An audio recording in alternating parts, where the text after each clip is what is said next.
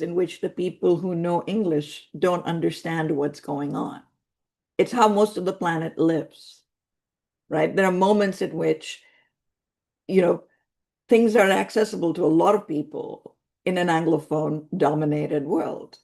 So it's okay to be a little destabilized. It's okay to be a little to not know what's going on, because that's how a lot of people live, right? So अगर आपको नहीं समझ में आ रही है कोई बात तो पूछ लें आप. So if you don't understand, you just ask, right? And that was one of the things I thought was very important. The second thing that I thought was very important was precisely that it shouldn't just be located in one university, because universities are gatekeepers.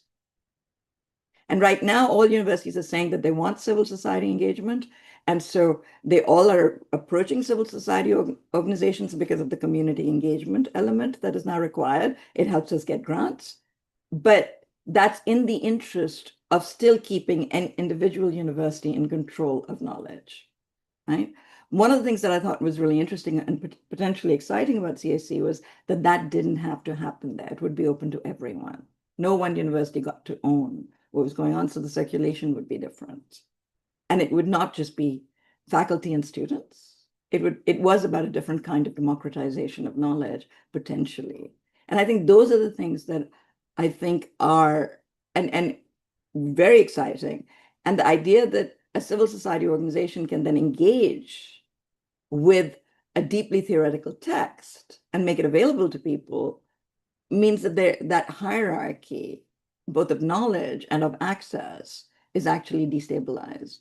And those are my longstanding interests, which is why I brought the project to CAC, why I designed Imagining Life, and why I begged and pleaded with Dipesh to let us do this. He was very, very generous and kind. Over to you, Yasser.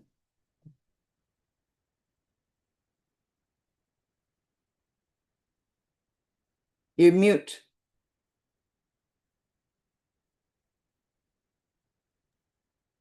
Yeah, now I can speak. Thank you, Sadia. Okay. Before I move on, I'd like to say I can't hold back my excitement on this event. And now I'll introduce Dipesh and Faisal Devji.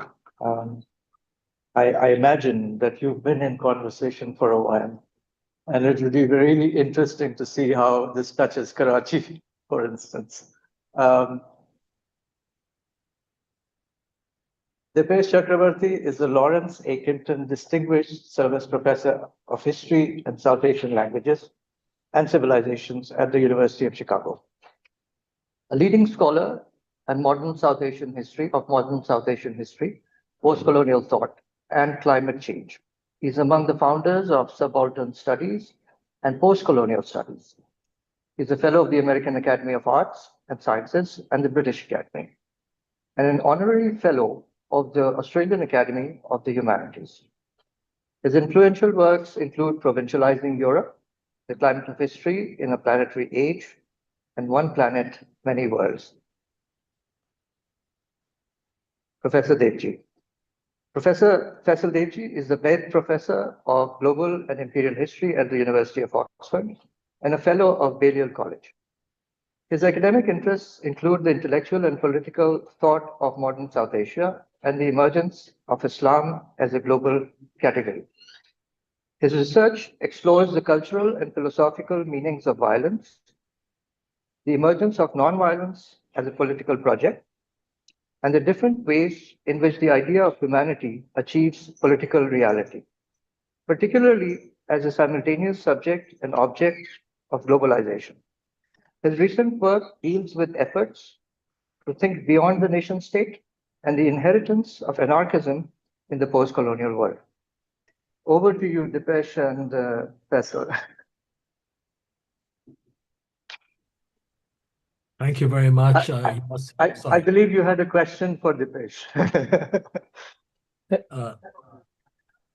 I have several questions for Dipesh, so I thought you might run this as a conversation. And Dipesh and I have had such conversations before. But what I'd like to do, since you mentioned subaltern studies, Yasser, is to begin there, to ask Dipesh if you could say something about how you account for this move from subaltern studies to climate and to planetarity. Is there a connection? And if so, what might that be? Yeah, sure. Am I audible? Is this volume all right? Okay, good. So before I answer your lovely question, Faisal, and we have also kind of known each other maybe a little after you turned 16, not very long after. And it's been a lifelong conversation with you and Sandro and more lately Sadia and now Yasir and Siddiqui Saab. I just want to say that how thrilled I am and honored I am that the book is coming out in Urdu in Pakistan. And part of that, when we met a year ago, I said this is like a prize because of the sibling rivalry that goes on between India and Pakistan. To actually have a more mature conversation in some other domain is just a wonderful experience. And I want to also thank Siddiqui Saab for translating this book. Sometimes there are words like the Bengali word for abhawa is jolbayu, which is literally a Sanskritization of the two words involved, ab and hawa. So it just goes back to this question of how even a language that looks like one is already made plural by translations it has made of from other languages into itself. Sometimes it retains the word, as you were saying, international panel or climate. You can say climate and people will understand it in Urdu. But I still thank you very much for translating this book, which is not just theoretical, but also I think it's badly written in terms of from the reader's point of view, because I was trying to work out so many of the ideas that relate back to Faisal's question. And the question Faisal asked is, what was the connection between subaltern studies in this book? And the connection was this, Faisal, is you will understand that basically, even long before I became a historian, as children of modern nation states, we were brought up to value both the word and the concept of freedom, right? Because the basic narrative in my childhood and youth was that azadi, we would become free from British rule. We would become freed from colonialism. How you thought about the partition was a debatable question. But we were all celebrating, and Pakistan has an Independence Day, India had an Independence Day. So we're all celebrating independence and freedom. And when you got into, when we started writing subaltern studies, it was only elaborating and ramifying this idea of freedom, right? It was kind of, you saw freedom of, let's say, from exploitation, freedom from gender oppression, freedom from linguistic oppression. So the kind of history writing I was introduced to was very much celebrating the idea of freedom. The reason why I got very interested in climate change and its negative consequences was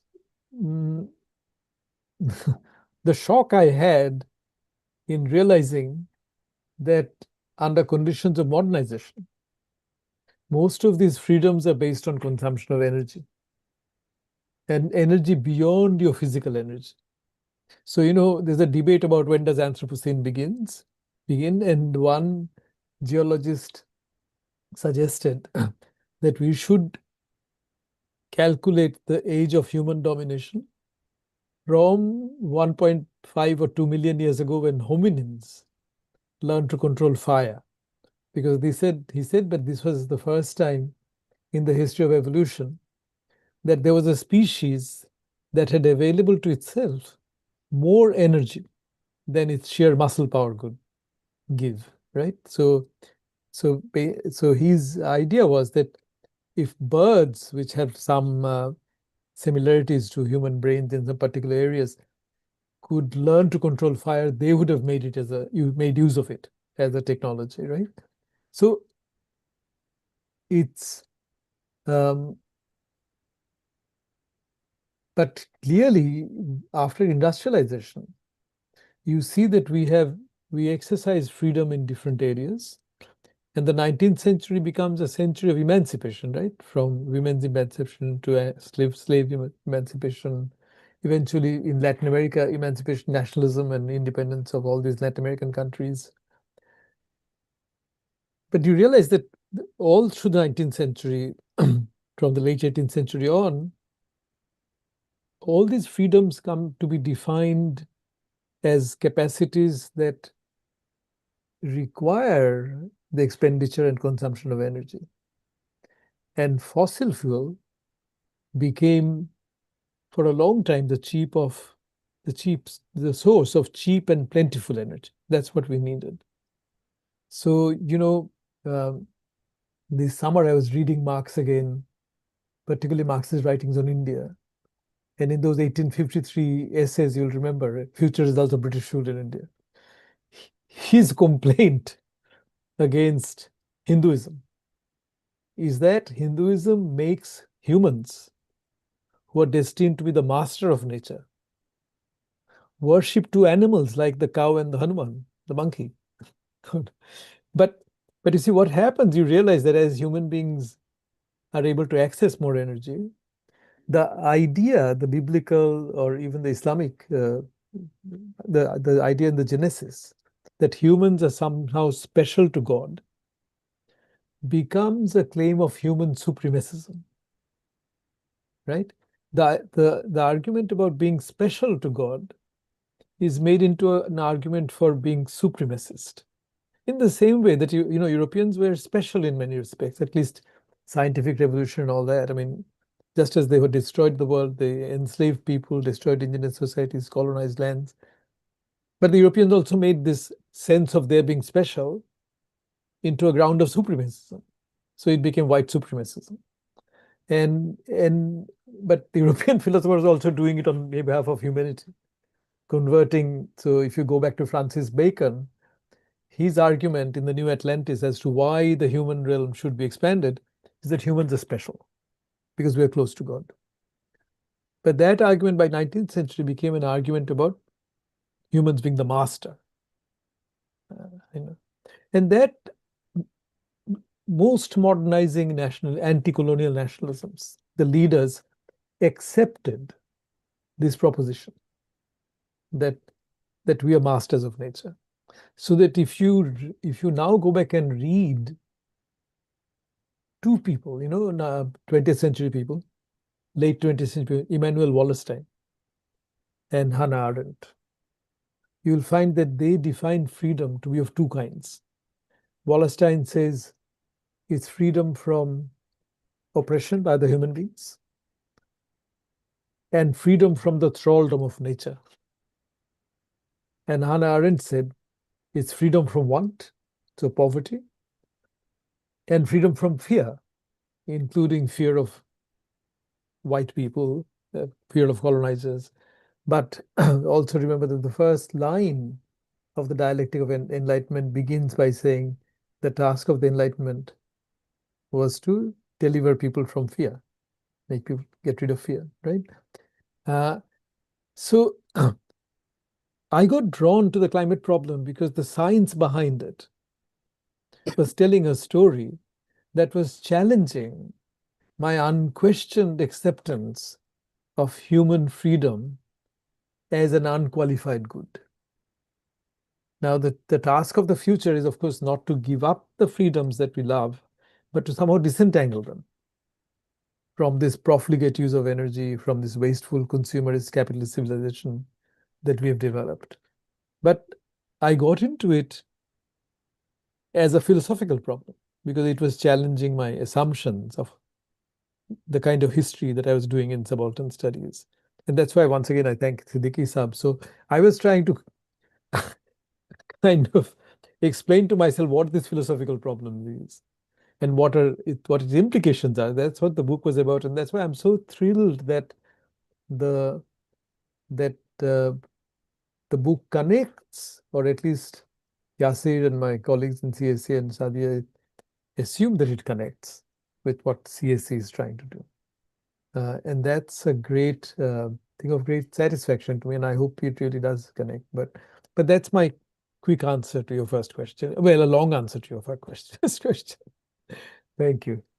Thanks, Dipesh. Well, it's perhaps not fortuitous that I had on my list of questions, my last question, but I'll ask it now, had to do precisely with monotheism in a way. Right. So not just in the way that you mentioned, um, mastery over nature, and the removal of human beings from the world and the species around them,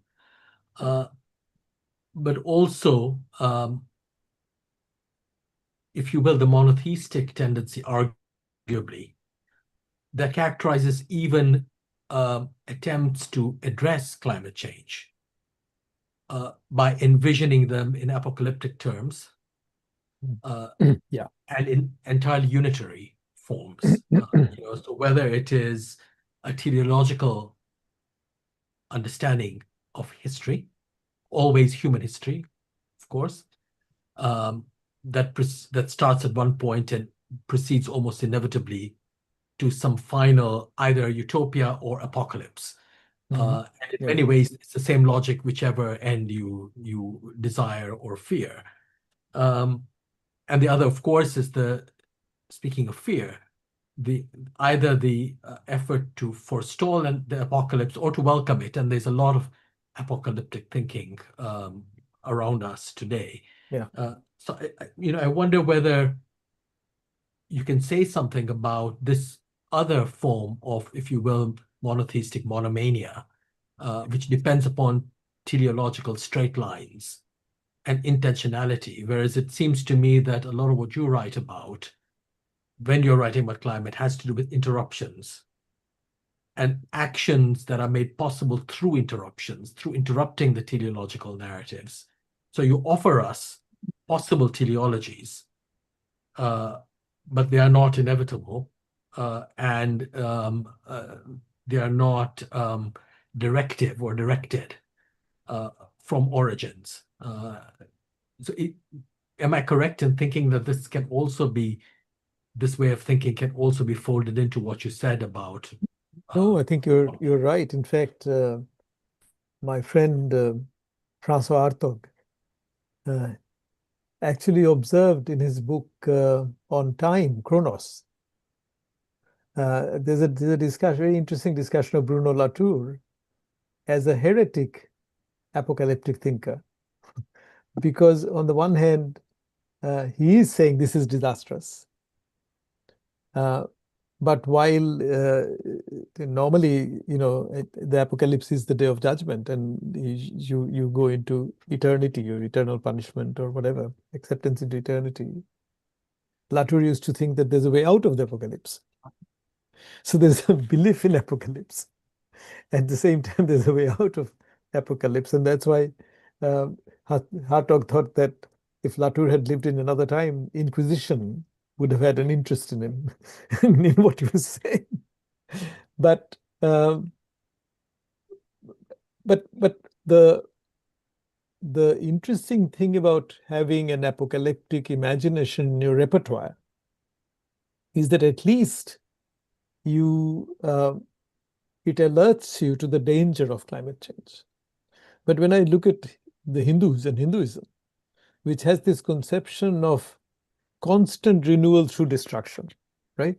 Pralaya, I mean the Shiva's dance of destruction. It's also the dance of creation. And therefore you can be completely blasé about this, thinking that, oh yeah, this destruction will happen, but it will then create a new world and all will be right. So I would say, if I may put it this way, that apocalyptic imaginations have their uses with reservations, right? But it's true. I mean, as Carl Lewith said of Marx, that the idea of communism, which was particularly I think of Marx's critique of the Gotha program, where he says, from each according to their ability, to each according to their needs. it's a fascinating formulation because it's both a formulation of plenitude, which accommodates natural inequality, but doesn't create social inequality. But it's a formulation of plenitude, which kind of produces the paradise in this life and on the earth, right? So that, I think, is a fundamental aspect of the theme of mastery, that with technology and everything, we'll be able to somehow control nature. And philosophically, Faisal, it goes back to Hegel's nature philosophy, because you realize that Hegel's the category of absolute spirit includes both humans and nature, which is why Engels could write a book called Dialectics of Nature.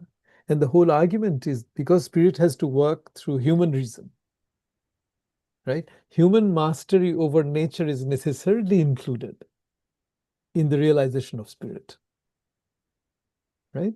So I'm not just blaming Marx. I'm saying actually it's built into Hegel's phenomenology of spirit, that this is a kind of, and this is, I mean, it's very much comes out of Christian conceptions. There's no question, because reason is, akal is something that is what we share. Is God has given it to us, as Hegel would argue, so that we can work out what providence is, what providence intends for us. But the fascinating thing, Faisal, is two things, and you have also asked questions about this. One is how all the modernizers from other cultures accept a secular version of this idea. I mean, you don't have to be a Christian. Nehru is a good example of this, or even Fanon in some of his radical pronouncements. They accept this secular version of emancipation. So I mean, we were, as kids, we used to read essays about the triumph of human beings, of everything, without a Christian cast given to it. But I was also going to go back and say that it's really the axial religions that come after the human urban revolution that have this vision. So it's long after agricultural revolution and coterminous with the urban revolution. But if you go back to the ancient religions of humans, like the Native American religions, or Australian Aboriginal religions, indigenous religions that we call them, or even in peasant societies where there are ghosts and other agents in the world, you will not find this theme of either even human specialness. I mean, in all totemistic religions, we are actually connected to other animals. And Philip Descola talks about a group in Latin America where they eat monkeys, but they also consider monkeys to be kins. And they have their own calculations of how many monkeys you can kill. And he tells the very interesting story of somebody who actually gets hold of a gun and kills more monkeys than he thinks is his due, and his wife gets bitten by a snake. And he assumes that that is a punishment for having killed more monkeys who are kins than he should have. So when you look at indigenous religions, there are many structures of thought that we would describe as fear or superstition, right? Which actually help to keep things in balance. Whereas the Enlightenment, which was about complete giving up of fear, has also made us lost that sense of balance, precisely through the development of the idea of mastery. And I think in all of this, you have to read Bacon to see how much we owe to certain versions of monotheism, though I must also decide both in Islam and in Christianity, there's debate about whether Genesis is a story where God says, "You are the gardeners of my garden." It's stewards, but not its masters. And the Pope's encyclical of 2016 was pretty much running that argument. You mentioned Hegel and the working through of human mastery through nature, the mastery of nature, basically. And I was thinking as you were speaking of how that working through allows for the making of agency, of human agency, Yeah. but only in a temporary way, because of course the spirit can alight now here, now there, Yeah. and it has a trajectory for Hegel, obviously. But I find fascinating the fact that it is actually not permanently manifested. It has stages, and Yeah. that suggests to me that that human agency, even in Hegel, is actually a much more ambiguous thing So it's than very interesting, we Faisal. imagine. Yeah, no, it's interesting, and we don't want to make this into a discussion on Hegel, Yeah. but one No, of I the wanted to fascinating, just add yeah, one more no, thing before you answer, because this takes me back to my first question on subaltern studies. If we take the gambit of subaltern studies as being precisely about agency, yeah, the agency of the subaltern, uh, uh, the agency of the colonized. right. Now, in a way, you're dealing with agency at another level, at the planetary level, where it appears to be, It's very different kind of agency. yeah. So might you say So, something? So that's one yeah, kind of sure. connection between the two Let me projects as say, well. so let me split it up into three parts, the answer, quick three parts.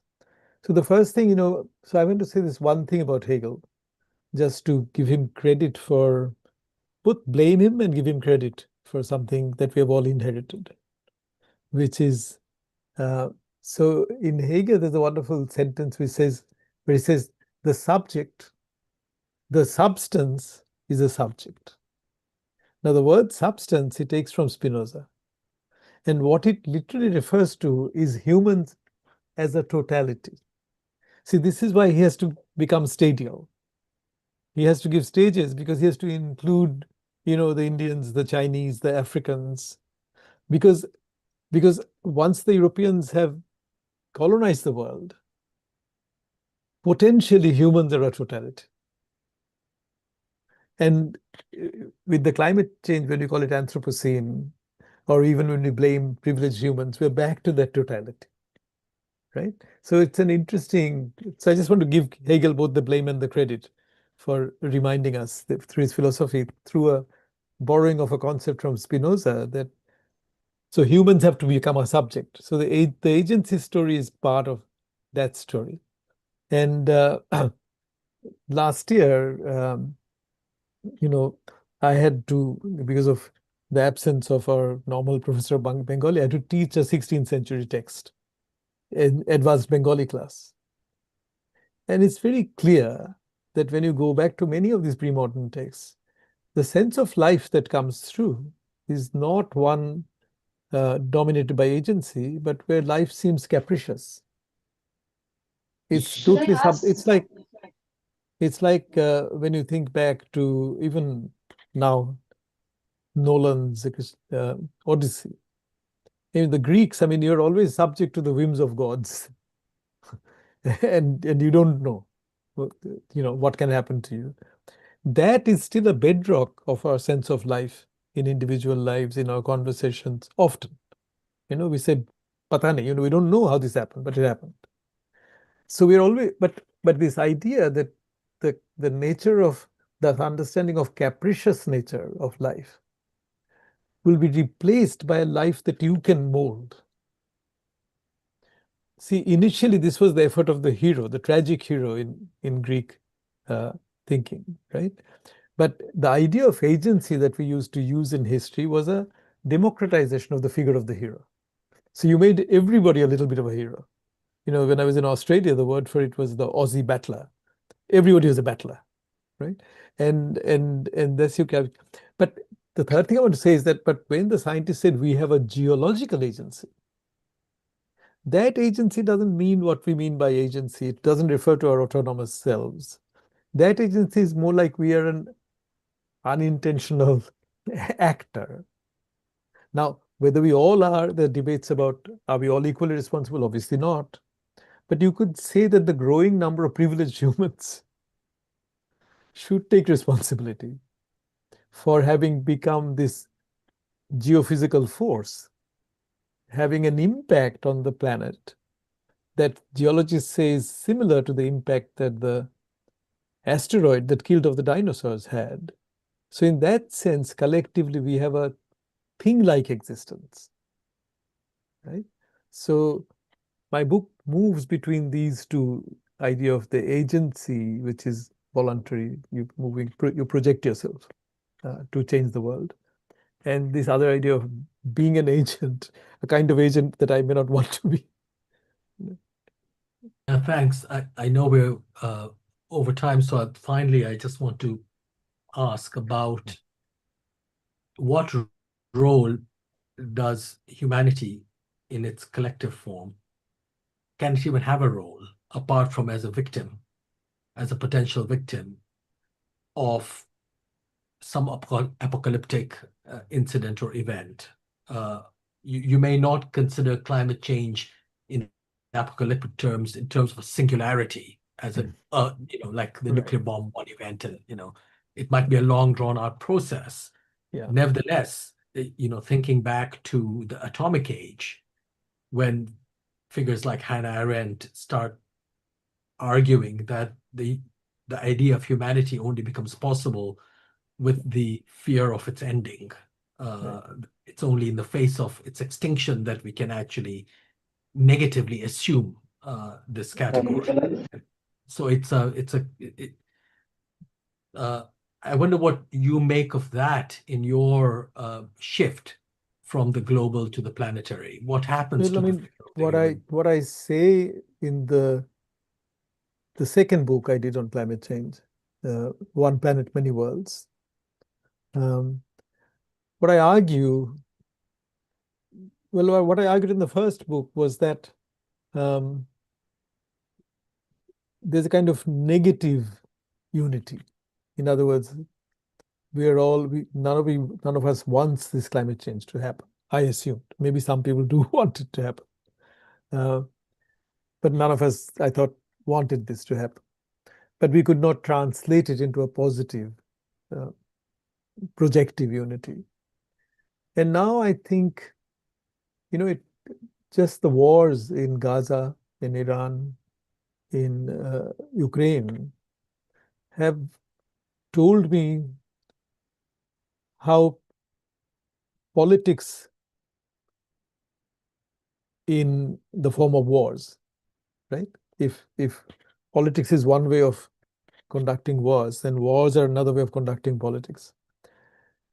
And the moment you look at geopolitics, you kind of see how we still define wars bracketing or forgetting the question of global warming. Because see, all the weapons we've created for mass destruction are based on a consumption of fossil fuel. Whether it's the aeroplane that drops the bomb or a missile that goes, they all contribute to global warming. So these are weapons we could imagine when we didn't know about climate change, and congratulate ourselves that, we can fight from a distance, press a button, send a drone, destroy somebody. And it's very clear that when it comes to wars, which I don't think will disappear from human society, we can't imagine green wars. A green missile seems like almost a contradiction in terms. And often in describing, so the nation state form and the idea of geopolitics still 20th century, 19th century. One of the most interesting questions, I think, that our friend Sanjay Seth is working on is this: why did countries have felt the compulsion to accept the nation state form, even when they transitioned from empires? Why couldn't we make loose federations out of? That's an interesting historical question. But the nation state form and the wars actually show that even when we cognitively know that there is some commons which we should not destroy, we destroy them. So the Himalayas have become the most militarized mountain range in the world, most developed, quote unquote, for infrastructure-wise, which is contributing to the destruction of the glaciers. And the glaciers contribute to 8 or 9 rivers that service countries from Pakistan to Vietnam. Everybody knows this. This is common knowledge, nothing not known, but we don't seem to be able to do anything about it, right? So I don't have high hopes of this forging humanity into one. And this is why all I present is a perspective. And all I hope for is that the perspective will inform local actions. Perspective will inform regional actions. Maybe one day we may have a multinational authority, multilateral multinational authority, being given enough power, being ceded enough by the nation states to protect the Himalayan glaciers, to protect the mountain. Maybe we'll be able to create those kind of intermediate, not international, but regional working associations. That's my hope. And Thanks very much, Dipesh. We could obviously go on, but I will sure. But thank I you will for your stop question. here. The question of the regional, which is a question that actually entertains agency, in this case, the nation states agency that you were just criticizing. But it would require that kind of agency, say for South Asia. So there is a possibility there, though of course it is a possibility not taken. Yasir, can I hand back to you?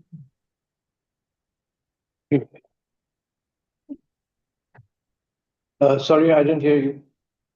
Yes. He's saying he's handed over the. Oh, okay, right. Thank you, Faisal. Yes, I can't help feeling, living in Karachi, that we are adrift, and that's really the feeling. Whether we look at it from a technology angle or the side effects of technology that we have to deal with. I mean, every single piece of a city is artificial. Every single tree in Karachi has been planted by hand. That's the geology here. I want to now move to Sandro, who's been waiting, and include him in the conversation. Sandro, I'm very happy that you could join. Thank you so much. Professor Sandro Mezzadra is a political theorist and full professor of political philosophy at the University of Bologna. His research focuses on migration, borders, post-colonial critique, logistics, globalization, and contemporary capitalism. He has worked extensively on the changing meanings of citizenship and borders in the context of globalization. He's also the co-author with Brett Nielsen of Border is Method, or the multiplication of labor and the politics of operations, excavating contemporary capitalism. I must say Karachi is a city of immigrants. I've also lived in New York, and I can't help comparing. Every single person has, I mean, how do you get 30 million people in one place? And really, you can say that Karachi is a microcosm of South Asia. We even had people from Cambodia coming from, the wars. We have Afghanistan, Central Asia, of course, and so on. And at the same time, with the recent politics that we're seeing over Hormuz and Palestine, at the same time, there has been a sustained engagement with the Pakistani government to exploit the geology inside Pakistan. There is a whole province which the authorities claim that they can do community engagement for the community. Now, that's a total nonsense kind of way to do things. Professor Sandro, you can take it from here. Thank you. Thank you so much for inviting me to participate in this webinar. It is a great pleasure to be part of this conversation. And let me begin with some general remarks on the question of translation and the task of the translator. Not only because I am Italian, Antonio Gramsci provides me with a useful point of departure. For Gramsci, translation was never merely a linguistic operation. It was also conceptual and political practice. His reflections on what he calls the translatability of scientific and philosophical languages concerned the possibility of establishing connections across different historical and geographical situations without erasing their specificity. In Notebook 11, Gramsci writes that every truth, even if it is universal, owes its effectiveness to its being expressed in the language appropriate to specific concrete situations. And this sentence contains, I think, a whole theory of translation. A truth does not become effective simply because it claims universal validity. It must enter into an encounter with what Gramsci calls specific, concrete situations. And this encounter is neither peaceful nor predictable. It involves negotiation and displacement, but also friction, misunderstanding, and conflict. And translation manages this encounter and the multifarious clashes between a truth and the concrete situations in which it is received and rearticulated. This is particularly important when the object of translation is a book about the planetary. What happens when the planetary is translated? How does the planet appear through the labor of translation?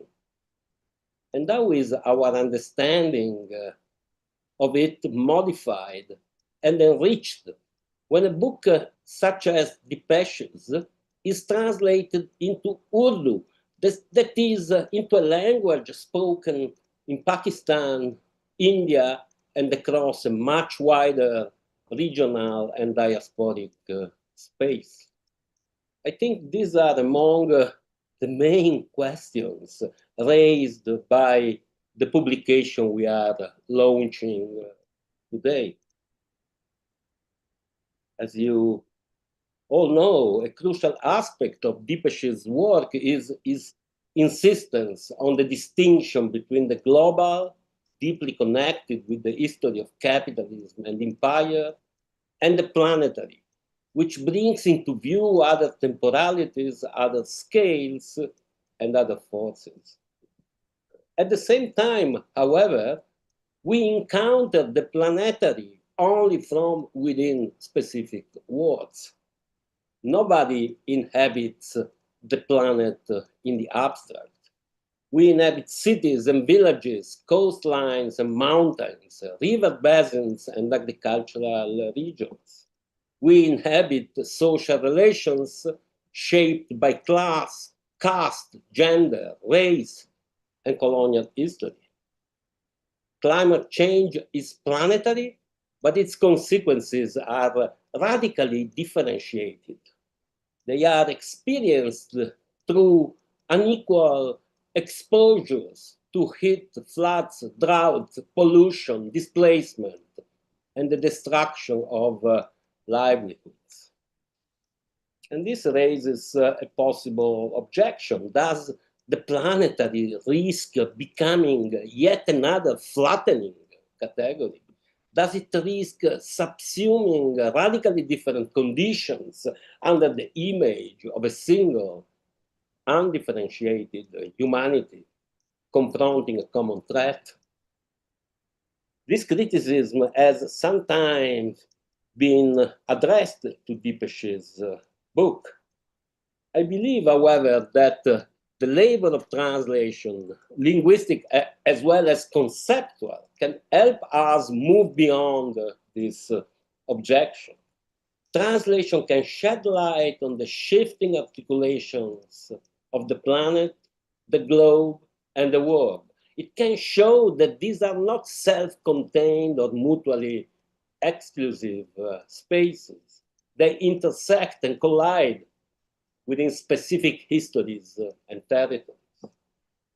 The translation into Urdu is particularly significant from this point of view. It inscribes the question of the planetary within a region in which climate change is inseparable from the long histories of colonialism, capitalist development, partition, urbanization, and agrarian transformation. It allows the concepts in Dipesh's book to enter into a constellation of experiences, memories, political languages, and forms of knowledge that cannot simply be derived from the original text. Translation is therefore not a secondary moment in the circulation of the book, nor is it merely the reproduction of an original meaning in another language. Translation participates in the production of the meaning of the work. In a sense, it adds something to the original because it makes visible questions and resonances that may have remained implicit or even obscured. We could say that the planetary itself exists only through translation, pursued by the sciences of the earth, as well as by political movements and by people living through ecological disruption. This multiplicity of translations also directs our attention toward heterogeneous ways of inhabiting the planet. There is no single planetary subject. The planet is inhabited differently by displaced people, peasants, indigenous communities, workers, and subaltern urban dwellers. These are not merely passive victims of climate change. In many parts of the world, they develop forms of resistance, cooperation, adaptation, and collective knowledge. They struggle against dispossession, defend water and land, reconstruct social infrastructures, and challenge the unequal distribution of vulnerability.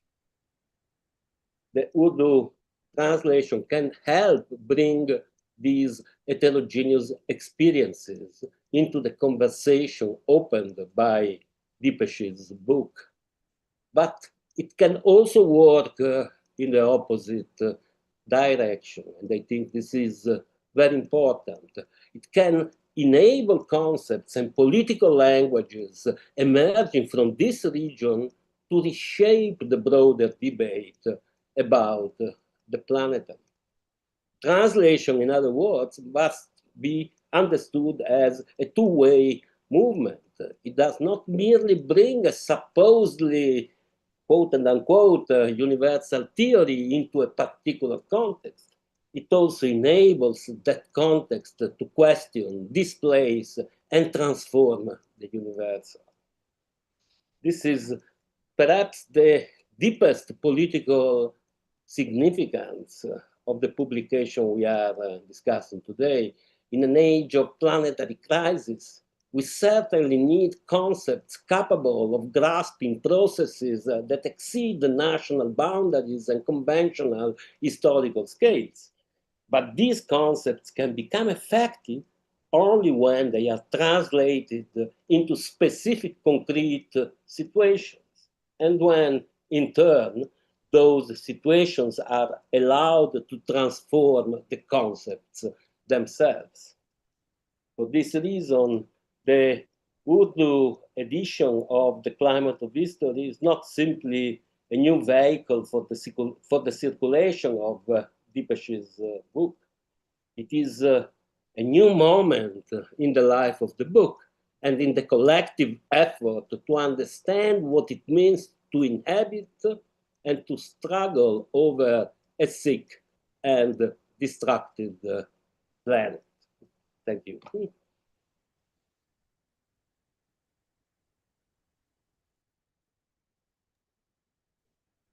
Thank you so much, Sandro. That was wonderful and beautifully expressed, I must say.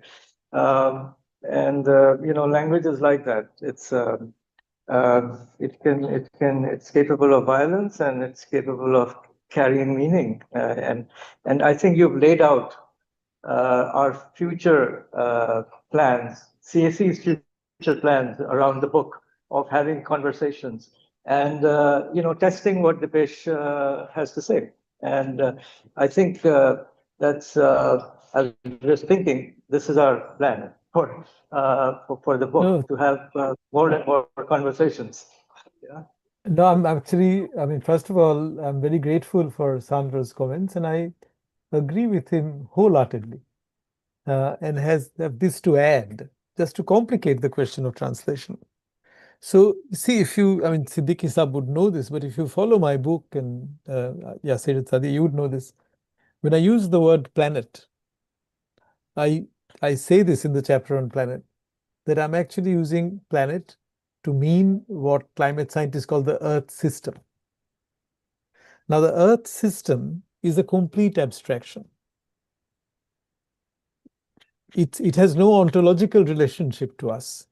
When we use the category nature, Earth system is not nature in the sense that nature is ontological.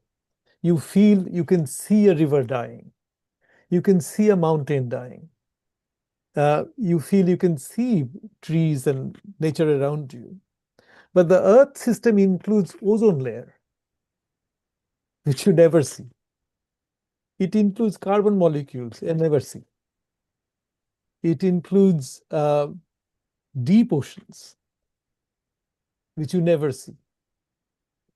It imagines, through its modeling, certain currents in the seas, like the convection belt, so-called, that brings warm water to Europe from the Atlantic, which they now say is in the danger of collapsing.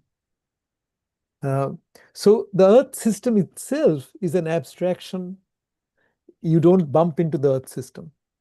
And therefore, if you think that the politics of climate change would require us to mobilize affect, it's easier to actually mobilize affect around the category nature and its various, stand-ins or whatever in other languages, because we have for ages developed affect about nature.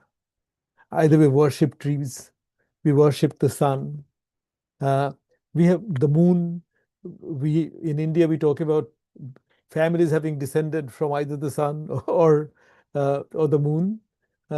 So the very politics of Earth system requires us to translate Earth system back into nature, because you can't cathect your affect onto a scientific abstraction, which is made up of computer modeling, satellite observations, historical data from the polar, boring into polar ice caps. So that's why the blue marble that you see is nature. That in the blue marble picture, this planet. If you read any book on climate change, scientists do diagrams. But the diagrams, it's like a diagram for manufacturing of sulfuric acid that you would read in a chemistry book. Right? It's not a representation in the way that the blue marble photograph is a representation of, in another sense, of Earth, in another sense, the planet. But in my book, the planet is an abstraction, because I'm simply calling the Earth system planet. But a politics of climate change, you need that abstraction. Why? Because the air is one. One in the sense that the air actually, there are obviously differences within the air. The meteorological zones are different. The warming processes are not, it's an uneven system, the air. But it allows for unrestricted mobility for a carbon molecule. Same with the seas. The seas are again internally differentiated with different zones, different heights and everything. The warming is uneven, but it allows for unrestricted mobility, unlike the land. So the ozone layer is something around the planet. So so that's why politically and emotionally, you have to sort of traffic between nature, which is ontological to us, and the Earth system, which is a non-ontological category.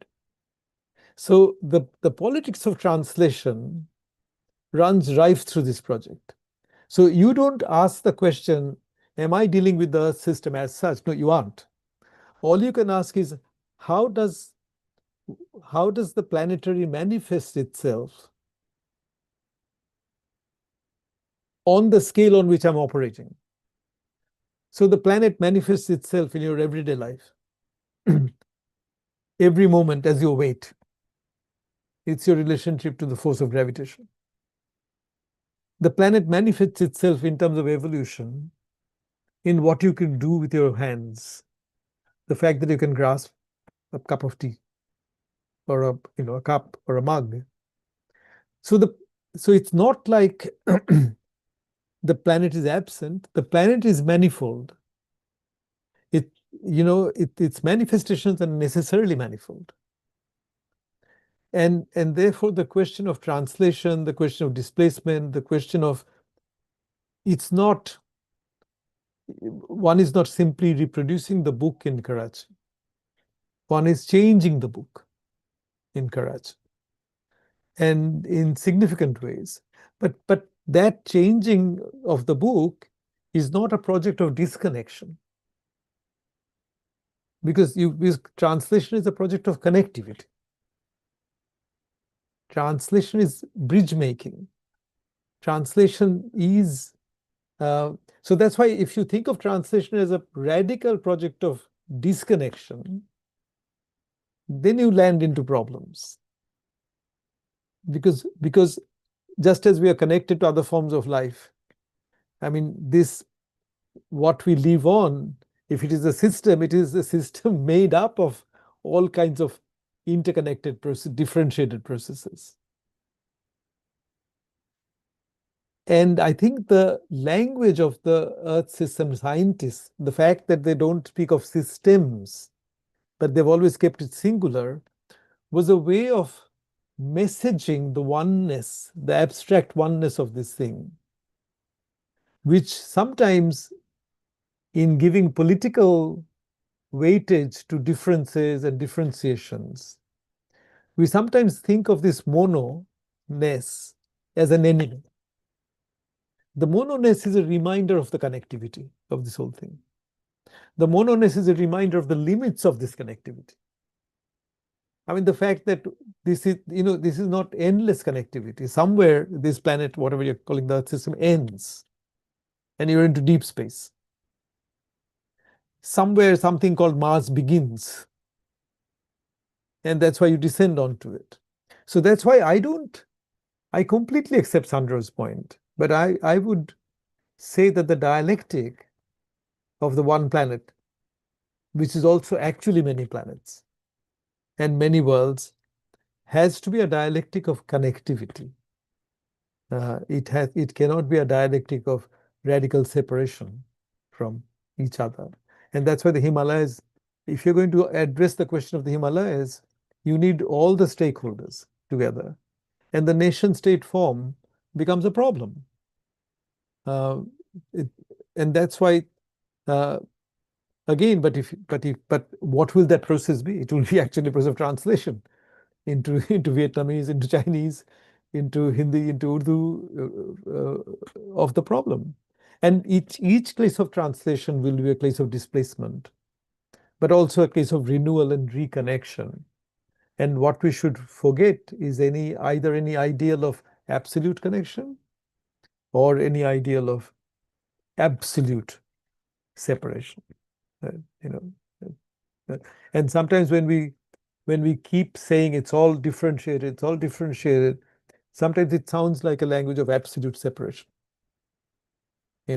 As if the rich people are not human beings, as if the privileged people don't belong to the species, as if they do not create an infrastructure from which sometimes even the poor derive some advantages through electoral benefits, healthcare, whatever. So it's or through their aspirations sometimes. So I think the dialectic of being differentiated and yet connected is the dialectic here. And as I say, the term as fundamental as Earth system has to be constantly translated into nature while cognitively knowing they're not the same. Because otherwise you can't draw on the repertoire of emotions and affect and care that we have about saving nature. But Earth system is an abstraction. There's no question of saving that. It's a heuristic in that sense, but a heuristic model for scientists to think with.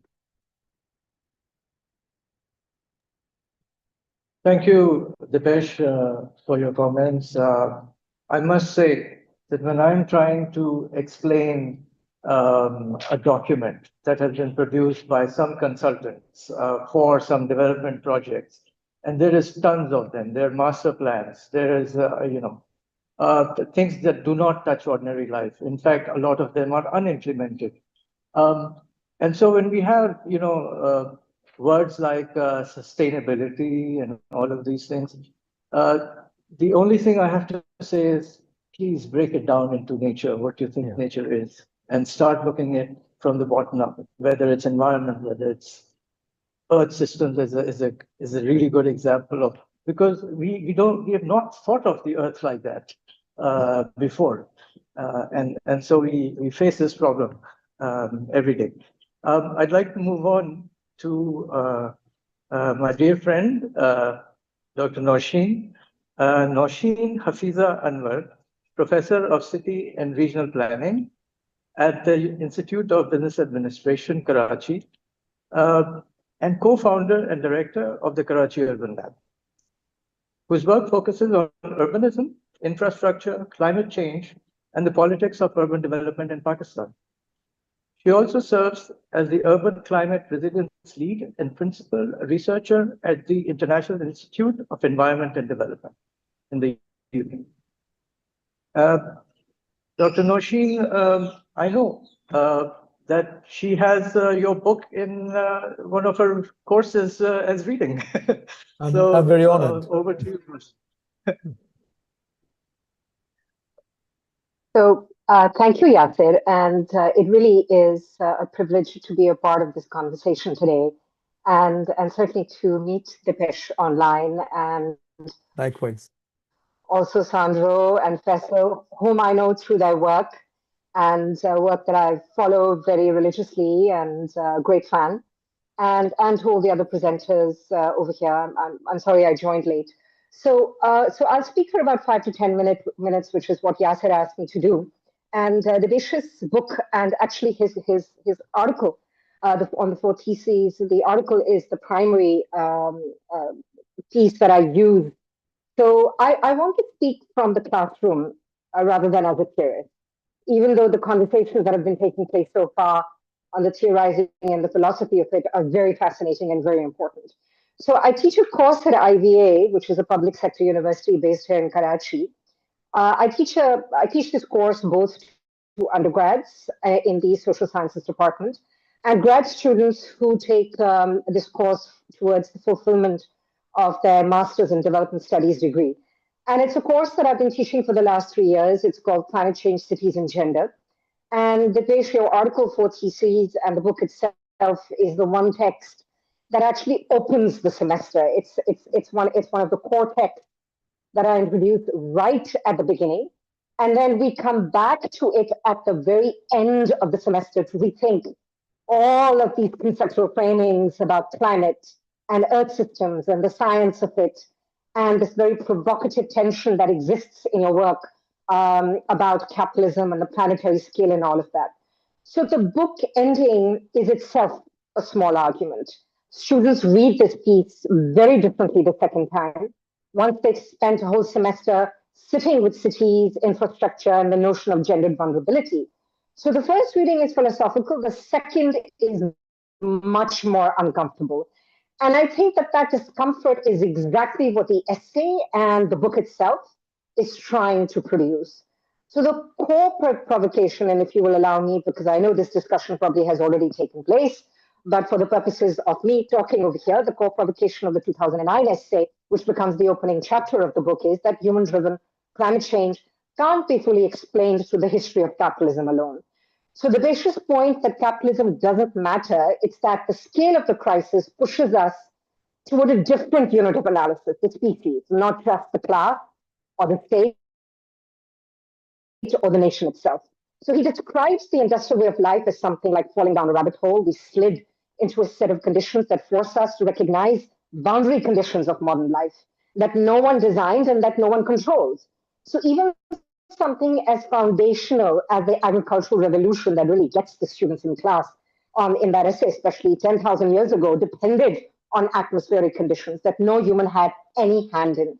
And this is what Dipesh calls species thinking, right? And it's genuinely disorienting for my students, semester upon semester upon semester, who've been trained to think in terms of power, inequality, and differentiated responsibility, because it asks them to hold a scale where humanity acts as a single geological agent, even as they know perfectly well that humanity has never acted or suffered uniformly. So the 2021 book takes us even further. The globe versus the planet. The globe for Dipesh is a human-centered construction. It's the world of globalization, connectivity, capital, the world we have made. But the planet is different. An entity that does not center us at all, that was here before us and will continue after us on its own terms. So his argument that we need both perspectives at once, we can't think climate change only through the globe, which keeps humans and their politics at the center, or only through the planet, which risks erasing the very inequalities that got us there. Holding both is the discipline the book is asking humanities scholars to develop. Now, why does this matter for me when I'm teaching it in class? When students first read the 4 theses in week 1, the reaction is almost always the same, intellectual vertical. They are trained to think about climate change through blame and responsibility. Capitalism, extraction, state violence, specific corporations and policies as specifically pertaining to Pakistan. And that framework is genuinely powerful, right? Especially for students focused on topics of cities and gender, because it's the framework that explains who profits and who pays. So when Dipesh asks them to also think at the level of species, the resistance is real, and I'd say well-founded. And I will say the hard part is also digesting what the climate sciences write about in terms of the Earth system, which Dipesh was just talking about, something that he does draw upon. And certainly this does not manifest in the reading or in the classroom as a sci-fi thriller. We're not talking about Harvey critiquing in typical foremost action Blade Runner or anything like that, right? This is something very, very radically different. So moreover, the even harder thing for students to let go of isn't the species level idea itself, it's the fear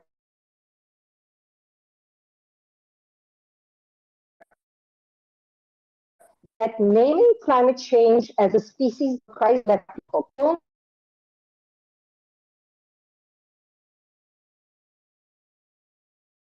Nosheen, we're losing you. We've lost the connection somewhere. Can others hear her? No, right. Okay. Sorry, no, I can't either. I think Right. Yeah, I think Nosheen, if you can hear us, yeah, your video has stopped. maybe we It's should frozen. reconnect. And It's frozen. Yeah. Yes. Okay. Well, I think we can just move on and see if she comes yeah, back later. when Naushin returns, we can come back to what she was saying and maybe, yeah. Yes. Yes. Right. Okay. So we have the book. We had it translated by Siddiqui Saab, and then we had it reviewed by a number of people. And we were lucky enough to find that the head of the Urdu Dictionary I Board. think I hope you can hear me. Yeah. So I'll just jump back in. So yes, please. so we Please spent continue. Yeah. months on the actual texture of so we spend months on the actual texture of climate vulnerability in cities, informal settlements, heat exposure, water access, the gendered labor of managing all of that at the household level, who walks further for water, who loses income when a heat wave shuts down outdoor work. And this is where the globe becomes very concrete. Infrastructure, governance, uneven investment, all human-made, all traceable to decisions and power. The species level argument explains why the underlying instability she's dealing with, a climate system pushed past thresholds, isn't something any single actor can simply switch off. So even if we ended extraction tomorrow. So by the time we return to the four theses at the end of the semester, most students are still holding on to the capitalism critique, the state critique, as they should. But what they've done is that they've stopped treating it as competing with Dipesh's species level claim. They've started to see it as sitting alongside it, even though it makes them very, very comfortable. And that's also partly why I think this Urdu edition matters, and I haven't had a chance to get my hands on it. A text that asks readers to hold planetary and human scales together lands differently, maybe more urgently when it's read in the language people actually use to talk about the floods and the heat they're living through in cities like Karachi, and not just the language of the seminar room or the classroom. So I'll stop right there. Thank you so much, Yasir, and thank you again for allowing me to be a part of this amazing discussion. Thank you, Nosheen. Thank you. We were interrupted, but hopefully we can make up for it in future conversations, hopefully. Moving to Tariq bin Azad Saab, I was saying that we're lucky that we had Tariq Saab as a reviewer, the final reviewer, and because he is head of the Urdu Dictionary Board, it's his department is responsible for putting the dictionary together. And how lucky that we can, he can help us, put new words into circulation, really. And in conversations with Tariq Saab, he's been very open to the idea of, taking the book to Islamabad, and because he's part of the infrastructure, the national infrastructure. It's a national government body.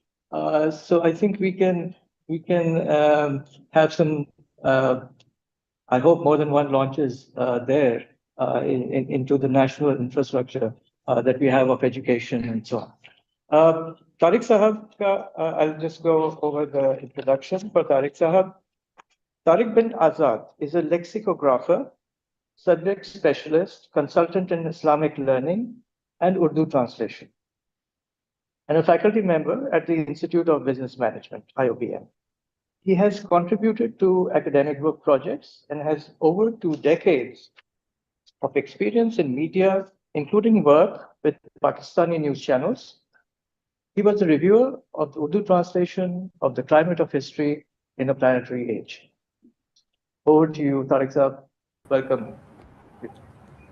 बहुत शुक्रिया यासिर और तमाम अहबाब को अस्सलाम वालेकुम और बहुत बहुत मुबारकबाद सबसे पहले क्लाइमेट एक्शन सेंटर को कि आज हम इस उर्दू तर्जुमे की ऑनलाइन तकरीब रूनुमाई में मौजूद हैं और जैसा कि आपने कहा यकीनी तौर पे इसकी कई सारी तकारीब होंगी ना सिर्फ कराची में बल्कि इस्लामाबाद में और जितने वफाकी सतह के इदारे हैं जिनका उर्दू से ताल्लुक़ है जैसे इदारा फ़रोग़ कौमी ज़बान जिसका साबिक़ा नाम मुक़्तदरा कौमी ज़बान था, it is national language promotion department, और जिस वजारत के मातहत ये इदारा है वो है national heritage and culture division और वफाकी वजारत सकाफ़त और कौमी विरसा। तो इस इदारे के मातहत और इस वजारत के मातहत जितने इदारे हैं हम कोशिश करेंगे कि तमाम में इस किताब की तकरीब रूनुमाई हो, क्योंकि हुस्न इत्तेफाक ये है कि इस इदारे के वजारत के मातहत 3 इदारे ऐसे हैं कि जिनका ताल्लुक़ ख़ास उर्दू से, उर्दू तर्जुमे से और उर्दू की साइंसी इस्तिलाहात के तराजिम से हैं। एक मेरा अपना इदारा उर्दू लुग़त बोर्ड कराची, दूसरा उर्दू साइंस बोर्ड लाहौर जिसके एक ज़माने में अशफाक अहमद साहब सरबराह रहे, और तीसरा इदारा फ़रोग़ कौमी ज़बान के जिसका काम उर्दू के सरकारी सतह पर नफाज के लिए तजावीज़ मुरतब करना है। तो ये तीनों इदारे हुस्न इत्तेफाक से एक जगह हैं। तो हमारी कोशिश होगी कि इस किताब की ना सिर्फ रूनुमाई कराची में बल्कि लाहौर में और इस्लामाबाद में भी इसी आन शान के साथ हो कि जिस तरह मेहनत से क्लाइमेट एक्शन सेंटर ने इसके तर्जुमे का एहतमाम किया है। और आज की तकरीब में क्योंकि मोहम्मद अली सिद्दीकी साहब खुद भी मौजूद हैं तो बहुत सारी बातें तर्जुमे के बारे में, उसकी राह में हायल रुकावटों के बारे में, दुश्वारियों के बारे में सिद्दीकी साहब ने खुद बयान कर दी। उसके बाद बहुत ही अच्छा तबसरा किया, जो गुफ्तगू हो रही थी मैं अव्वल से आखिर शरीक रहा और मेरा ये ख्याल है कि आज मैं शायद कुछ बातें इस तर्जुमे के बारे में جو کہنا چاہتا تھا وہ تمام احباب نے کہہ دیے. لیکن ایک چیز بہت ضروری ہے کہ جو دیپیش نے یہ کتاب لکھی اور جس خوبصورتی سے اس میں جس موضوع کو بیان کیا ہے، نہ صرف انگریزی میں بلکہ اردو میں اس کا منتقل ہونا اس لیے بھی ضروری تھا کہ کچھ خیالات، کچھ افکار اپنے ساتھ لفظیات بھی لے کر آتے ہیں اور وہ ایک قوم کی تہذیبی اور فکری تربیت بھی کرتے ہیں. کچھ چیزیں ہم اس کا شکار ہو رہے ہوتے ہیں لیکن وہ ہمارے شعور کا اس طرح حصہ نہیں ہوتی جس طرح ان کو ہونا چاہیے. تو پاکستان کا میں ہم وکٹم ضرور تھے. ہم بات کرتے تھے کہ ماحولیاتی تبدیلی کے نتیجے میں پاکستان کے ساتھ کیا ہو رہا ہے یا دنیا میں کیا واقعات پیش آ رہے ہیں، لیکن ہمارا اس میں کردار کیا ہونا چاہیے یا ترقی کی ہماری تعریف کیا ہونی چاہیے. یہ ساری گفتگو جو اس سے پہلے تمام احباب کر چکے ہیں، بس میں اس کا خلاصہ کروں گا. تو ان خیالات کو جس خوبصورتی سے دیپیش نے یکجا کیا اور پھر یہ اردو میں منتقل ہوئے. میں سمجھتا ہوں کہ ترجمہ کرنا ایک مشکل اور دوہری ذمہ داری کا کام ہوتا ہے، کیونکہ جو تبازات لکھنے والا ہوتا ہے، جو اوریجنل رائٹر ہوتا ہے، وہ آزاد ہوتا ہے کہ وہ اپنی مرضی سے خیالات کو کسی خاص پیرائے میں بیان کر دے. لیکن ترجمہ کرنے والے کی مشکل یہ ہوتی ہے کہ اس کو مصنف کی منشا کا خیال رکھنا بھی ضروری ہوتا ہے. اس کے اوپر لازم ہوتا ہے کہ جو صاحب کتاب نے کہا ہے میں وہی بیان کرنے کی کوشش کروں. تو نہ صرف وہ پابند ہو جاتا ہے لیکن اس کی اپنی خلاقیت وہ ترجمے میں ظاہر ہوتی ہے کہ ایک زبان میں بیان کردہ کسی احساس کو، کسی خیال کو دوسری زبان میں کس طرح منتقل کرنا ہے کہ وہی احساس اور وہی خیال منتقل ہو. اور اس کتاب نے جو کام کیا ہے، اور میرا یہ خیال ہے کہ جب یہ قارئین تک پہنچے گی تو اردو پڑھنے والوں کے لیے جو یہ کام کرے گی، دیپیش کی تحریر کے اندر جو سب سے نمایاں چیز تھی کہ خالی معلومات کبھی بھی تبدیلی کا سبب نہیں بنتی. 3 چیزیں ہوتی ہیں کہ جو تبدیلی کا پیش خیمہ ہوتی ہیں. اس میں ایک ہوتے ہیں جذبات، دوسری ہوتی ہے جسے کہتے ہیں ہم ارجنسی کہ ایموشن، ارجنسی، اور تیسری ہوتی ہے تکلیف یا پین. تو جب یہ تینوں چیزیں پائی جاتی ہیں اس کے نتیجے میں تبدیلی کا آغاز ہوتا ہے، ورنہ معلومات مجھ تک، آپ تک، بہت سارے لوگوں تک روزانہ پہنچ رہی ہوتی ہے لیکن ہم اس سے جذباتی طور پہ وابستہ نہیں ہوتے. ہم اس کے اندر اس کی شدت کو، اس کی وقتی ضرورت کو، اس کی ہنگامیت کو محسوس نہیں کرتے اور اس تکلیف کو محسوس نہیں کرتے، اس لیے ہم آغاز نہیں کرتے کسی تبدیلی کا. تو دیپیش نے جو کتاب مرتب کی ہے ان کی تحریر کے اندر یہ تینوں چیزیں موجود تھیں. اور صدیقی صاحب کے ترجمے نے کمال یہ کیا ہے کہ انہی جذبات کو، اسی شدت اور ضرورت کو، اس ہنگامیت کو اور اس تکلیف کے احساس کو اردو میں منتقل کیا ہے کہ قاری کو ایسا نہیں لگے گا کہ ایک بہت ہی پیچیدہ موضوع صرف کلاس روم میں بحث کرنے کے لیے یا کسی کانفرنس میں مقالہ پڑھنے کے لیے کی گئی ہے، بلکہ وہ اس کو اپنے موجودہ زمانے کی ضرورت سمجھے گا اور اس کو پڑھ کر وہ شاید اس کے اندر، بلکہ شاید سے کیا مجھے یقین ہے کہ اس کے اندر ایک جذبہ پیدا ہوگا کہ میں وکٹم نہ رہوں بلکہ میں اس کے اندر جو اپنا کردار ادا کر سکتا ہوں وہ کر سکوں. تو یہ اس ترجمے کی خوبی ہے اور دیپیش سب سے زیادہ مبارکباد کے مستحق ہیں. اور میں شکر گزار ہوں یاسر کا کہ مجھے اس پروجیکٹ میں حصہ بنایا. میرا بھی تھوڑا سا حصہ اس میں شامل ہے کیونکہ اصطلاحات کے تراجم کبھی کبھی ایسے ہوتے ہیں کہ وہ ابلاغ کا کام نہیں کرتے کہ آپ نے ترجمہ تو کر دیا لیکن عام قاری تک اس کا مطلب نہیں پہنچتا. تو اس کتاب میں صدیقی صاحب نے جو اہتمام کیا ہے کہ ایک بہت ہی پیچیدہ بحث ہے جو اردو طبقے کے لیے، اردو پڑھنے والوں کے لیے ذرا نئی ہے، پاکستان کے لیے، ہندوستان کے لیے، جہاں جہاں اردو سمجھی جاتی ہے وہ تھوڑا سی نیا موضوع ہے. تو اس لیے اصطلاحات کا ترجمہ بھی ضروری تھا جس کو بہت اہتمام سے کیا گیا. اور اس میں کوشش یہ کی گئی ہے کہ صرف علمیت بھگانے کی کوشش نہیں ہے کہیں بھی ترجمے میں، بلکہ مقصد یہ ہے کہ پڑھنے والے تک اس کا ابلاغ بھی ہو جائے. کیونکہ ہم یہ کہتے ہیں کہ اکثر ایسا ہوتا ہے کہ سورج دماغ لوگ بھی ابلاغ فکر میں زلف شب فراق کے پیچاک ہو گئے کہ کبھی کبھی وہ کچھ کہنا چاہ رہے ہوتے ہیں، سمجھانا چاہ رہے ہوتے ہیں لیکن قارئین تک وہ بات نہیں پہنچتی. تو اس ترجمے کی خوبی یہ ہے کہ پڑھنے والوں تک وہ بات پہنچ جائے گی. اور جو دیپیش نے بیان کیا، جس شدت سے انہوں نے محسوس کیا، جس درد کو وہ پہنچانا چاہتے تھے اپنے قارئین کے ساتھ، اردو ترجمے میں بھی اسی شدت کے ساتھ اور اسی توانائی کے ساتھ موجود ہے. Can I, Thank you. That's wonderful. Yasser, can I say something? Sure, please. So before we hand it back to you and Yasser and to Dipesh, I mean, first of all, thank you, Tariq. Wonderful. But I want to bring together something that Nausheen was saying. I think Nausheen's gone, and what Tariq is saying as well, right? And to refer back to just about everything that's been going on, which is I want to place this back within the whole frame of why the imagination is so important and why that's what CSE, I think, why, I mean, I proposed it, but why I think Yasser is doing it and promoting the project in the way that he is, right? And I'm not speaking for you, Yasser. I'm just trying to think through the possibilities here, which is that Nausheen is talking about, the exigencies of the moment, and the this idea of blame and responsibility, which Tariq then picks up in the question of the victim, right? And I love the word. I mean, again, translation is very important here, because आपने कहा सिर्फ victim नहीं है. He said we're not just victim, not to think of ourselves just as victims, but then the alternative in Urdu that Tariq proposed was not agent. It was कि हम क्या किरदार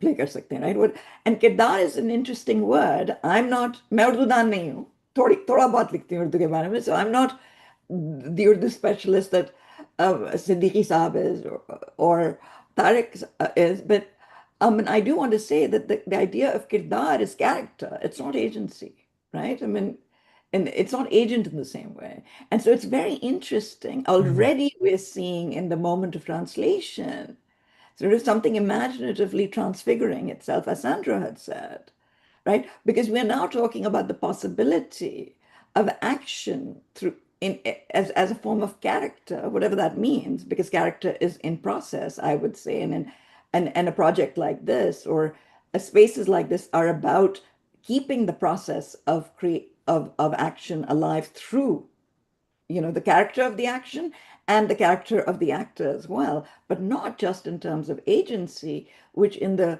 European philosophical tradition is also very now associated with autonomy, right? That it's kind of, how can we think of action outside the binary of freedom and oppression and victimage? And that's what's so beautiful about what Tariq just said. But it's also about what I think Nausheen was saying when she was talking about reading the text and then thinking about the species, which is an act of imagination. It's about transcending yourself in some very profound way and transcending also the nation state's kind of grammar of blame and responsibility, right? And victimhood. So part of, I think, what's already happening, and I think what's so wonderful about this conversation, and thank you, Dipesh, thank you, Yasser, thank you, Siddiqui Sahab, and everybody else, of course, but for actually enabling already that thinking to happen. But also I want to keep foregrounding the question of imagination here, right? Because we have to imagine our way out of this. And then I'm going to hand it over to Dipesh and Yasser. No, I just wanted to, I'm sorry that that she had to go, but you know what was very complimentary, I took it as a great compliment in the way that she's taught the book, which is to start with the essay, then do her picture of gender and the city and a very differentiated picture of what happens, then come back to the book. Because I was going to say in all humility and modesty that I always wanted to write a book that one would read twice. That would kind of sustain two readings. And that's because when I read the books that I really love, I read them innumerable times, whether it's Marx or Hegel, or you just keep going back to them, or Kant or Spinoza, keep going back to them. And I thought maybe I might have the very modest ambition of making the reader come back once more and see if the book opens up to other meanings that they'd initially read into it. And I say that because you see the whole debate about differentiated responsibility and the naming of the Anthropocene, the debate was based on a certain misunderstanding of geologists or scientists, because the man who named Anthropocene was not a geologist, he was an atmospheric chemist, Paul Crutzen. But he used the word Anthropocene in 2000. Whereas the Rio Conference on Environment, the UN Framework on Climate Policy, the Rio Conference was 1991. And it was in 1991 that two Indian activists, Sunita Narayan and Anil Agarwal, circulated a pamphlet called Global Warming in a unequal world, a case of environmental colonialism. And it was their insistence that forced the Western countries to calculate per capita emissions, because they wanted to show that you should not just calculate national emissions, look at per capita. And you should not equate the survival emissions of a Vietnamese peasant on a rice field with the luxury emissions of an American. So this differentiated picture was already known. I mean, Paul Crutzen would not have been unaware of it in suddenly saying we should call it the Anthropocene. But what happened was that social scientists got very upset by the use of the word Anthropocene. They assumed that it meant blaming the whole of Anthropos. But when you read the history of the climate discussion, it was as early as 1991 that the point about differentiation of privileges, blame and responsibility had been made, which is why the Kyoto Protocol has 2 annexures. But unfortunately, in order to emphasize the impact of privileged humans and a growing number of privileged humans, Paul Crutzen used the word Anthropocene. He said, we are not in the Holocene. Don't talk about the Holocene. This has changed. You have to recognize what humans are doing. And I go back to the question of imagination, because to think of humans as a species, to think that a biologist could come from another planet, look at the great acceleration and say that this species has had an overshoot. The numbers go suddenly from 1 billion to 6 billion in 100 years. And we have the capacity to sustain people for longer. To think of humans as a species is to, in your imagination, get out of being human a little bit. Maybe take the position of a polar bear. Andreas Malm, in the first criticism, said, maybe a polar bear can think this, but not humans. And my point is exactly to Andreas Malm, that stretch your imagination to put yourself in the place of the disappearing species, in the place of biodiversity loss, and then think about what humans look like. And I think Nausheen was absolutely right, and I was very grateful for her for having read this carefully and having said it, that my plea in the book was to hold the 2 ideas together, the differentiated humanity and the species. And unfortunately, as I said, sometimes we think that one comes as the cost of the other. They don't. I mean, we have to think of it in such a way that they don't come at the cost of the other, that somehow they synergize our thinking. So, and that goes back to the question of imagination. So imagining life is, but life, not just human life, but life on the planet. Yeah. And imagining human life as a form of life connected to other forms of life, as a minor form of life, because the majority forms of life are microbial. The microbes do much more fundamental work in keeping life going than we do. So imagining all that, developing a sense of gratitude to microbes for the work they do, developing a sense of humility, getting out of the hubris, that's what I thought planetary imagination would do for us. That was my hope.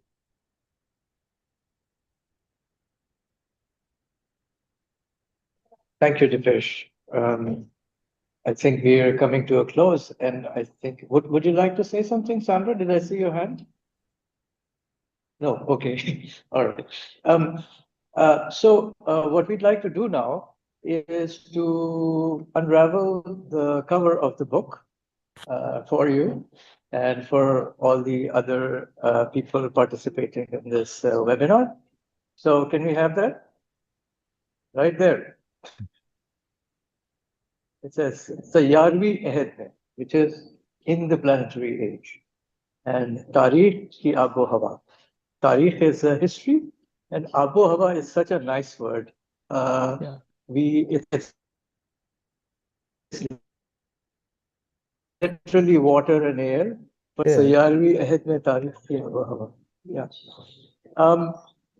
After this, we can go into a brief Q&A session, and we can take some questions and comments as well. but only a few as we're already over time, well over time. So can we have some questions, please? Mahmood Saab Tahan?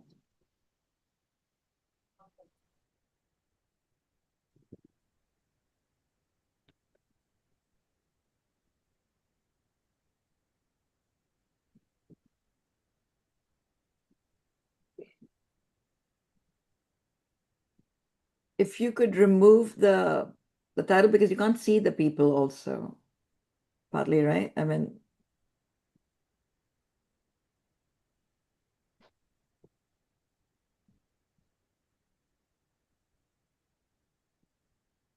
there you go.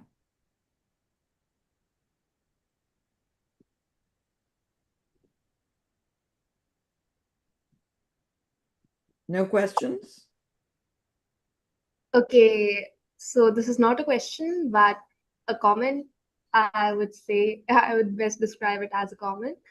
So, uh, while hearing all this talk about imagination and uh, climate and how we have to imagine ourselves or our worlds a certain way to truly grasp the effect of climate on us as a whole, I remembered a conversation which I had while I was doing research for a project recently, and uh, this was in Karachi, like right at the outskirts of the city near Malir, where I was talking to a farmer.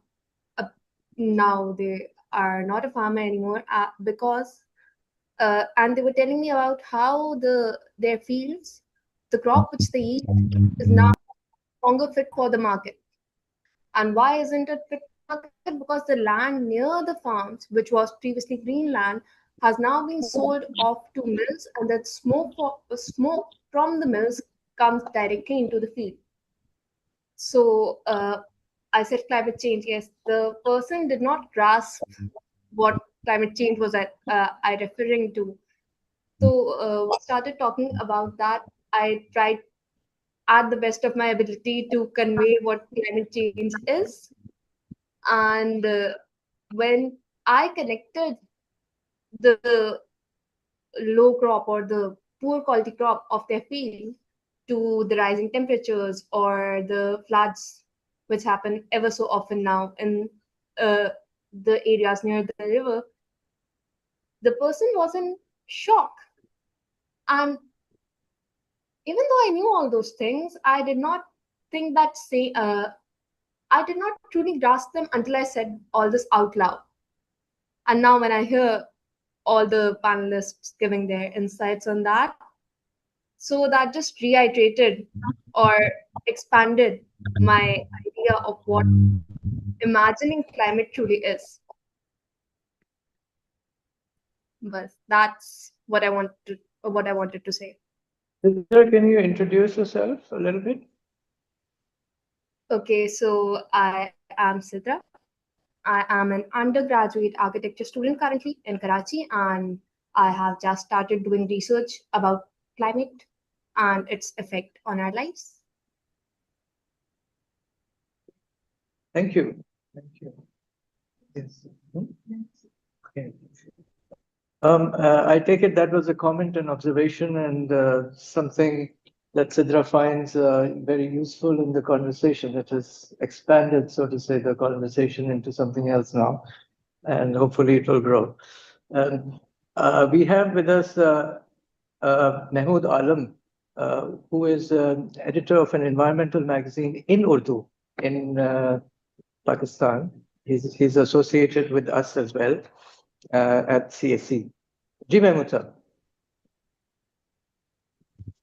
शुक्रिया यासिर। सबसे पहले तो मैं climate action centre को मुबारकबाद दूंगा कि उन्होंने जो है वो इस किताब का उर्दू में तर्जुमा किया। गुजारिश ये करनी थी कि पाकिस्तान में क्लाइमेट चेंज के एनवायरनमेंट के हवाले से जो किताबें हैं उसका इंतहाई फुकदान है। मुख्तलिफ मौज़ूआत पे किताबें हमारे यहाँ छपती रहती हैं, लेकिन जो इस वक्त جو اتنا بڑا مسئلہ دنیا کو درپیش ہے، جس کو جو ہے وہ چھٹی معدومیت کا نام دے رہے ہیں، اس حوالے سے ہمارے پاس کتابیں موجود نہیں ہیں، نہ ہمارے اسٹوڈنٹس کے پاس ہیں، نہ ہمارے ریسرچر کے پاس ہیں، اور تمام لوگوں کو جو ہے وہ مغرب کی لکھی ہوئی کتابیں جو ہے وہ دیکھنی ہوتی ہیں. اور جس طریقے سے تیسری دنیا یا ترقی پذیر ممالک میں یہ مسئلہ شدت سے ہے، وہاں ان کی مقامی زبانوں میں ان کتابوں کی بہت ضرورت ہے. تو ایک ایسے وقت میں آپ لوگوں نے جو ہے وہ اس کتاب کا اجرا کیا ہے کہ جب اس کی بہت زیادہ ضرورت تھی. اور چونکہ میں نے اس کی پروف ریڈنگ کی ہے، تو اس حوالے سے میں نے اس کتاب کو 2 مرتبہ جو ہے وہ پڑھا ہے. تو یہاں پہ کلائمیٹ چینج اور انوائرمنٹ کے حوالے سے جو اصلاحات ہے وہ سمجھنے اور اس کو جاننے والے لوگوں کی بے انتہا کمی ہے. میں چونکہ 22 سال سے جو ہے وہ ایک اردو پرچہ نکال رہا ہوں، اور ہم نے سینکڑوں مضامین کا جو ہے وہ اردو میں ترجمہ کیا ہے، اور جب ہم ابتدا میں اس کی کچھ اصلاحات کے لیے لوگوں سے بات کیا کرتے تھے تو وہ ان کا جواب نہیں دے پاتے تھے، ان کی سمجھ میں نہیں آتا تھا کہ ہم اس کو کیا بولیں. مثال کے طور پر یہ آب و ہوا بہتر، کلائمیٹ چینج، انوائرمنٹ، یہ بہت مکس اپ ہو جایا کرتے تھے، لیکن وقت کے ساتھ ساتھ جو ہے وہ ان چیزوں میں جو ہے وہ کمی آئی ہے، اور ہم لوگ جو ہیں وہ باقاعدہ ہر چیز کا علیحدہ ترجمہ کرنے لگے ہیں. تو اس کتاب کا جو صدیقی صاحب نے ترجمہ کیا ہے، صدیقی صاحب کا نام جو ہے وہ ماشاءاللہ اچھے ترجمہ نگاروں میں ہوتا ہے، تو میں ان کو بھی مبارکباد دیتا ہوں کہ انہوں نے جو ہے وہ اس کتاب کا ایسا ترجمہ کیا ہے کہ جو عام آدمی کے لیے جو ہے وہ اس کے سمجھنے کے لیے کافی ہے. بہت شکریہ. کی جو کتاب ہے وہ پاکستان میں بھی اب ایک ریسرچ کے طور پہ جو ہے وہ اردو پڑھنے اور سمجھنے والے جو ہے وہ اس کو دیکھ سکیں گے. شکریہ. Thank you. شکریہ.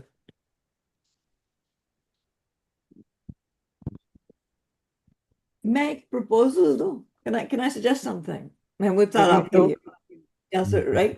How about, as one of the follow-ups to this, your magazine, Mahmood Saab, has a series of conversations and interviews and follow-ups and responses to the translation and to just the general conversation.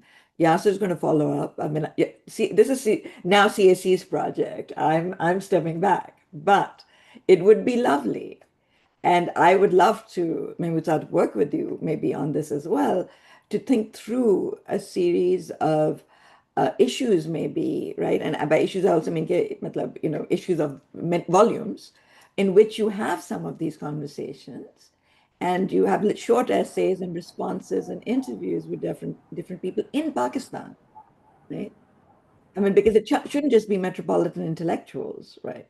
But I can also put you in touch with a bunch of people doing some of this work.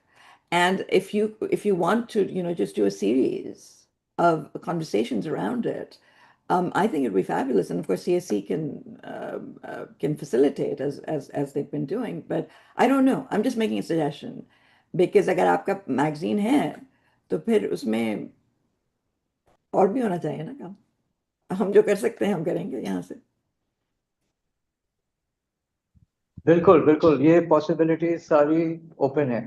آپ کی آواز نہیں آ رہی محمود صاحب، آپ کچھ کہہ رہے ہیں؟ آواز آ رہی ہے میری؟ جی جی کہیں.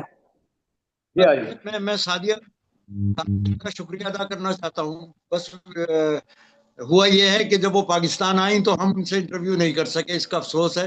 لیکن جب بھی آئیں گی تو انشاءاللہ ان کے ساتھ بیٹھ کے جو ہے وہ مکمل طور پہ ایک سیشن ہم ضرور رکھیں گے فروزہ کی طرف سے. شکریہ سعدیہ. اپنی بات نہیں کر رہی ہوں میں ویسے، دوسروں کی بات کر رہی ہوں. But thank you. میں آپ کو کہہ رہا ہوں، دوسرے تو ظاہر ہے جب بھی یاسر کہیں گے ہم حاضر ہیں. بہت شکریہ، بہت شکریہ. Sadia, you will stay connected to us. You are not going anywhere. You will be part of it, and we hope to see you twice a year, and you should spend a month, 2 months in Karachi every year. We would love that. So this brings us to the close. And what a wonderful session we had. And I can say for myself that I'm very pleased, very happy to talk to all of you. And let me just say, Dipesh, Faisal, Sandro, Sadia, Noshin, and Tariq Sahab, thank you so much for making this possible. And Siddiqui And Sahab. Ali Thank you. Siddiqui Sahab. Thank you. I think we've made an effort. Easy. We made a special effort. We can't leave translators, as a footnote. It's an extension of the book, really, and course. and as we said, into new realms. And so we look forward to that. Thank you so much. Thank you. Thank you. Thank you. Stay well, everybody. Yeah. Thank Bye. you. Bye bye. guys. Bye bye. Bye. Thank you. Thank Bye. you. Much.